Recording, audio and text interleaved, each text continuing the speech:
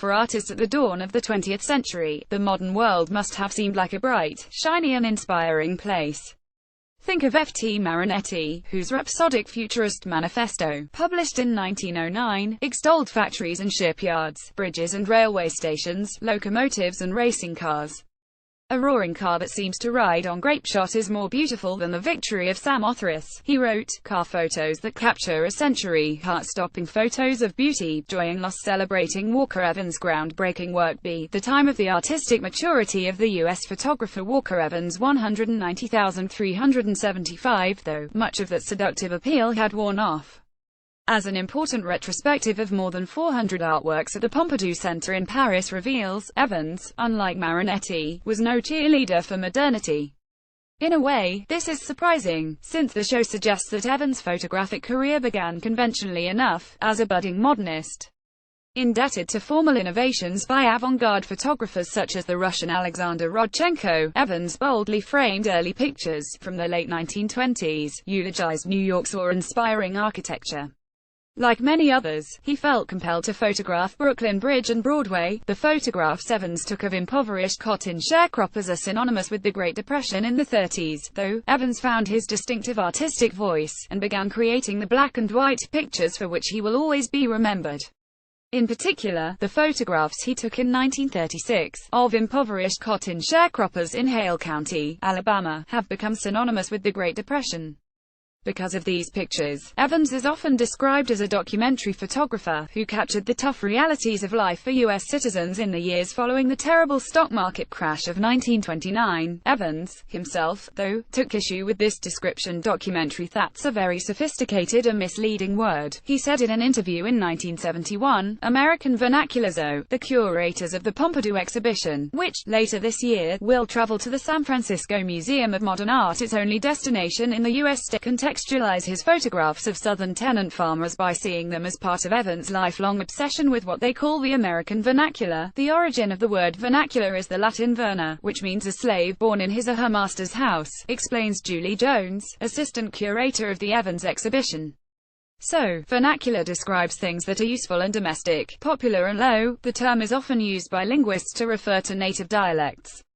Architectural historians also deploy it to describe dwellings constructed in accordance with local building traditions. It is fascinating, in this context, to note that Evans' turning point, as a photographer, came in 1931, when he accompanied an architectural historian around the Boston area, taking photographs of vernacular Victorian buildings. These pictures formed the focus of Evans' exhibition at New York's Museum of Modern Art in 1933. The list of vernacular subjects photographed by Evans is extensive. It includes humble roadside shacks selling fruit, garages offering automobile parts, simple clapboard churches, and common household tools. He catalogued many of the latter, in close-up, in an extraordinary portfolio that appeared in Fortune magazine in 1955.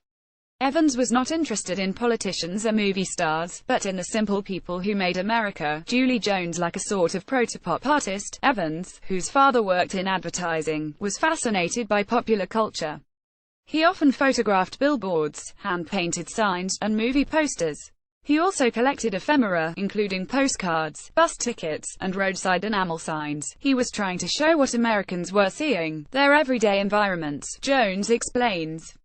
As a result, she continues, when it came to photographing people, Evans was not interested in politicians or movie stars, but in the simple people who made America, like the poor sharecroppers in Alabama. This tendency was evident as early as 1933, when he traveled to Havana to produce a portfolio. The Cubans who caught his eye were dock workers and down-and-outs. The grandeur of simple things. It is tempting to romanticize Evans' pursuit of the vernacular as a quest to capture his homeland's soul.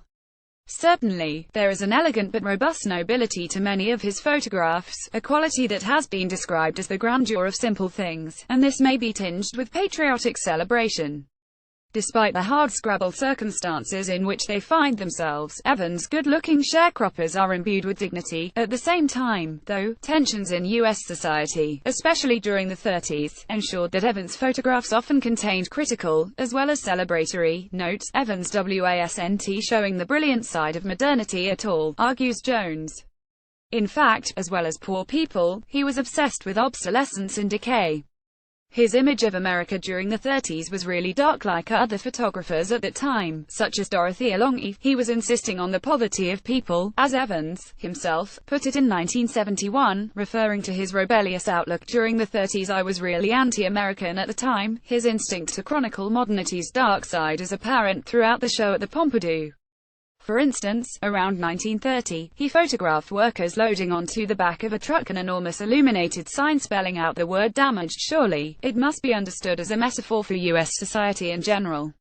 Meanwhile, his photographs of displaced African Americans, in threadbare clothes, queuing for food in the wake of the Arkansas floods of 1937, remain hard-hitting.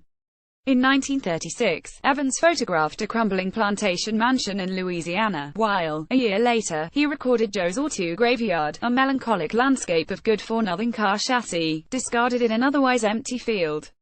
He returned to the theme of automobile junkyards in the 1960s.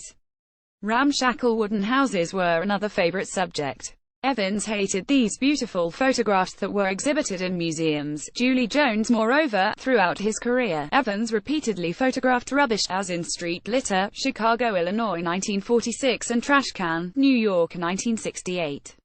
He was obsessed with garbage, Jones says, and fascinated by the processes of overproduction. In part, Evans was drawn to junk because he wished to differentiate himself from his auteurist photographer peers, such as Alfred Stieglitz and Edward Weston, whose self-conscious images were intended to promote photography as art. Evans hated these beautiful photographs that were exhibited in museums, Jones explains. He always avoided spectacular effects of light or shadow, and defended a democratic approach to photography, which he believed should be rooted in reality. Given all this, it is tempting to conclude that, today, his photographs are more resonant than ever. This is because, following the financial crisis of 2008, the U.S. is once again riven by inequality.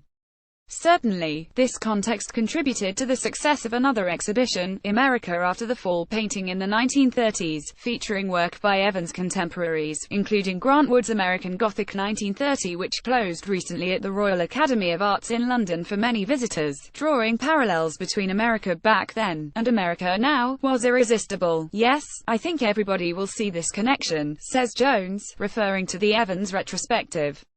There is renewed interest in America now, because we are trying to understand why we have ended up in such a dramatic situation. When you look at Evans' images of common people, poverty and garbage on the streets, of course you think about America today. There's huge resonance. Alistair Soak is art critic and columnist of the Daily Telegraph. If you would like to comment on this story or anything else you have seen on BBC Culture, head over to our Facebook page or message us on Twitter. And if you liked this story, sign up for the weekly BBC.com features newsletter, called If You Only Read 6 Things This Week. A hand-picked selection of stories from BBC Future, Earth, Culture, Capital and Travel, delivered to your inbox every Friday.